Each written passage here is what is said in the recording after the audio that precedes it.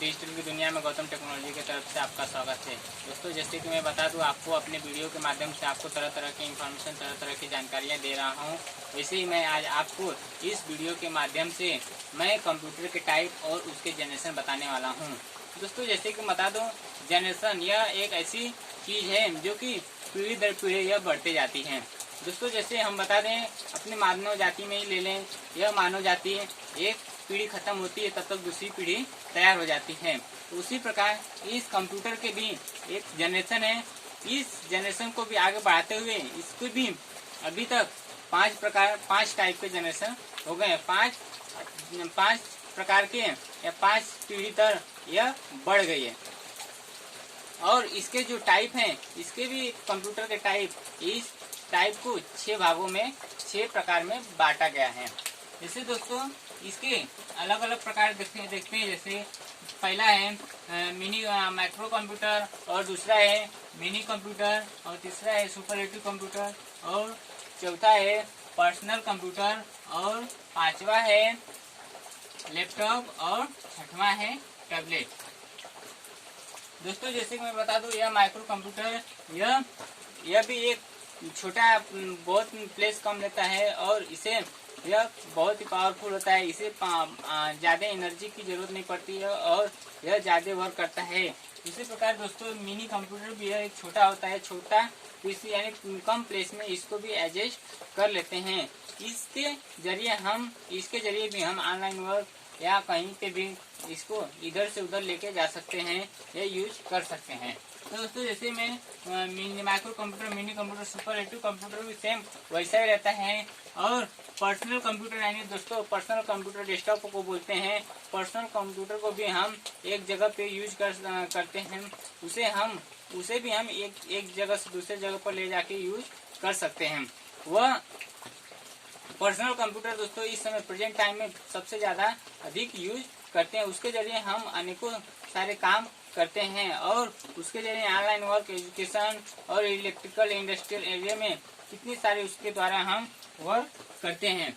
दोस्तों, जैसे कि मैं बता दूं आपको कि अगले प्रकार में लैपटॉप है। लैपटॉप के जरिए दोस्तों आज पब्लिक या मानव जाति इतनी तेजी से इसके फील्ड में वर्क कर रहा है कि हम उसके जरिए हम उसकी एहसास भी नहीं कर सकते। टैबलेट, हम लैपटॉप को भी, लैपटॉप और टैबलेट में दोनों में बैटरी बैकअप होती है। हम इन्हें आसानी से कहीं पे भी ले जाके या अपने साथ में भी चलते फिरते भी इस चीज को हम यूज कर लेते हैं। तो दोस्तों, जैसे कि मैं बता दूं, अभी तो मैं आपको कंप्यूटर के टाइप बताया, यानी उसके प्रकार बताया। अभी मैं आपको कंप्यूटर के जनरेशन के बारे में एक एक जनरेशन को बताऊंगा, और उस जनरेशन में कौन से अवधि से कौन से अवधि तक उस जनरेशन का विकास यानी हुआ। जैसे कि दोस्तों, मैं बता दूं आपको, कंप्यूटर के फर्स्ट जनरेशन में कभी स्टार्ट हुआ 1940 से लेके 1956 तक इसकी कालावधि थी। इस कालावधि में वैक्यूम ट्यूब का इस्तेमाल किया गया था। वैक्यूम ट्यूब के जरिए उस कंप्यूटर का इस्तेमाल करने से क्या हुआ कि वह अधिक जगह प्लेस घेर लेता था, और उसे एक अधिक से अधिक रूम की व्यवस्था करनी पड़ती थी। और उसको दोस्तों, जैसे हम वैक्यूम ट्यूब को यूज किए, तो उसको डेवलप करने के लिए कौन कौन से लोग आए, उस चीज को डेवलप किए। जैसे दोस्तों बता दूं, डेवलप करने के लिए जेपी एकर्ट और जेडब्ल्यू मर्चेंट ने इस कंप्यूटर को डेवलप किए। तो दोस्तों, इस फर्स्ट जनरेशन को कितने सारे प्रकार, इस फर्स्ट जनरेशन को इतनी सारी इसको यूज करने के लिए हमें अधिक से अधिक एसी की जरूरत पड़ती थी। वह अधिक पावरफुल और एनर्जी ज्यादा लेता था, तो उसे हम यूज करते थे, तो उसे एयर कंडीशन की जरूरत पड़ती थी। दोस्तों, जैसे कि मैं अब आगे मैं बता दूं, सेकेंड जनरेशन कब से कब तक स्टार्ट हुआ, 1956 से लेके 1963 तक यह स्टार्ट हुआ। दोस्तों, जब 1963 तक यह एंड हुआ, तो सेकेंड जनरेशन में जब वैक्यूम ट्यूब का इस्तेमाल किया गया था, उसके जगह पे ट्रांजिस्टर का यूज किया गया। तो इस ट्रांजेक्शन के वजह से यूज करने से क्या हुआ कि धीरे धीरे जब हम इस फर्स्ट जनरेशन को हम एक जगह से दूसरे जगह से लेके नहीं जा सकते, जब हम उस वैक्यूम ट्यूब के जगह पे ट्रांजिस्टर का यूज किए तो इसके जरिए हम एक जगह से दूसरे स्थान तक ले जा सकते थे। इसे हम इसकी प्लेस भी कम हो गई और इसकी वजन भी कम हो गई, और जो जितनी फर्स्ट जनरेशन में यह कंप्यूटर पावर देता था या गर्मी एनर्जी देती थी, उससे कम यह एनर्जी देती थी। और इसे भी दोस्तों कम इसे गर्मी देने के कारण इसमें भी हमें एयर कंडीशन की जरूरत पड़ती थी। एयर कंडीशन यानी कि कूलिंग जब तक नहीं रहेगा दोस्तों तो यह कंप्यूटर खराब हो जाता था। तो उसी कंप्यूटर को सेफ्टी रखने के लिए हमें एयर कंडीशन की आवश्यकता पड़ती थी। तो दोस्तों आइए हम इसके जनरेशन के आगे में बढ़ते हैं। हम बता दें जैसे कि थर्ड जनरेशन है।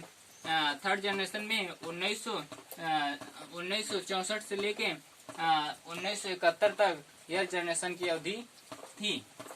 तो इस जनरेशन में आईसी, दोस्तों मैं बता दूं कंप्यूटर के अंदर एक आईसी होती है, जो कि उस आईसी के जरिए भी कंप्यूटर इतने सारे वर्क करते हैं। उस आईसी के ऊपर ही वह कंप्यूटर डिपेंड रहता था। अगर दोस्तों हम उस आईसी को निकाल लेते थे तो वह कंप्यूटर काम करना बंद हो जाता था, या वह आईसी खराब हो जाती थी तो वह कंप्यूटर बंद पड़ जाता था। तो उस कंप्यूटर में आईसी यानी कि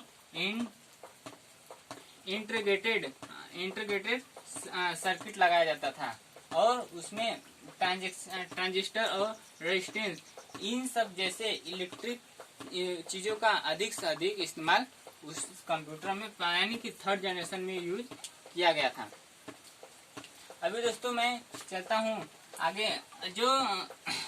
आगे मैं बता दूं दोस्तों कि यह इसका यूज जो है बिजनेस और इंडस्ट्रियल एरिया के लिए यूज किया जाता था। और इसकी स्टोरेज जो है पावर शक्ति, मतलब कितनी कैपेसिटी में यह इसमें स्टोरेज हो जाती है, मतलब इसकी स्टोरेज शक्ति भी सबसे ज्यादा होती थी, और स्टोरेज शक्ति भी इसकी ज्यादा होती है।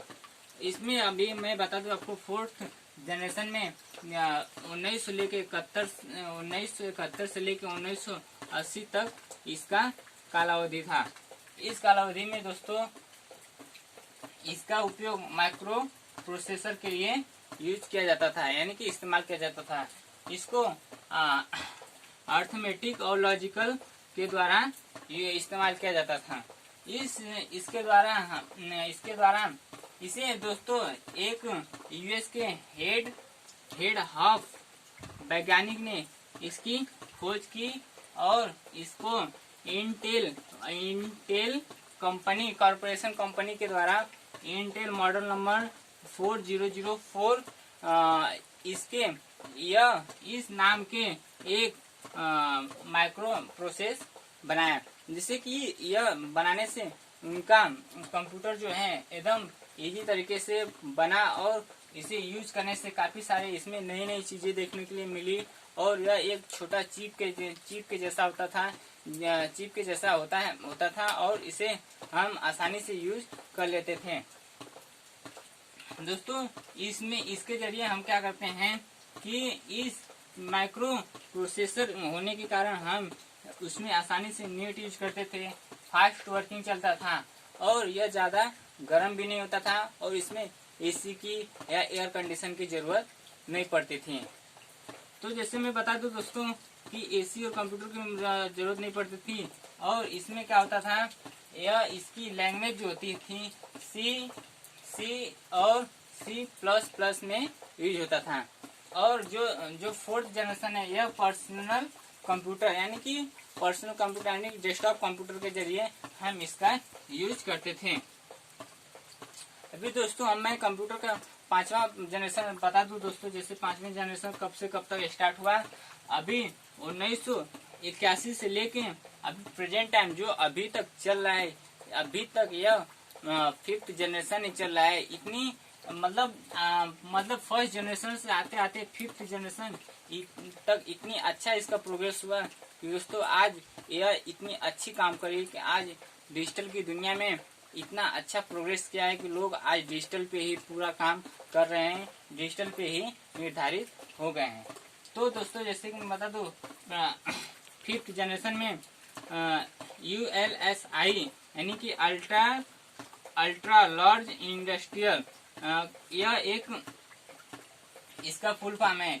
इसके द्वारा क्या किया था दोस्तों कि कृत्रिम होशियारी यानी कि टेक्निकल को कैसे हम जाने, उसमें कैसे बुद्धिमत्ता दें, उसके जरिए हमें जैसे हम कंप्यूटर में कोई भी अभी मोबाइल फोन जैसे स्मार्टफोन है उसमें हम उसमें एक रिकॉर्डिंग होता है, उसमें हम जैसे ही बोलते हैं तो गूगल क्या करता है तुरंत एक्सेप्ट करके उसका तुरंत आंसर हमें दे देता है।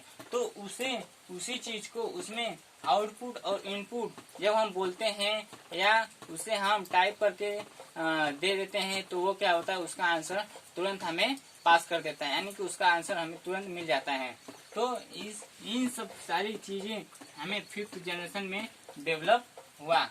उस डेवलप में दोस्तों कंप्यूटर को बता दो, कंप्यूटर जैसे हमें तरह तरह की लैंग्वेज हमें भारत में या इंडिया में होती है, वैसी दोस्तों कंप्यूटर की भाषा भी एक होती है, उसकी भी एक लैंग्वेज बनाई गई। 0 और 1 कंप्यूटर की भाषा होती है, वह एक बाइनरी कोड है।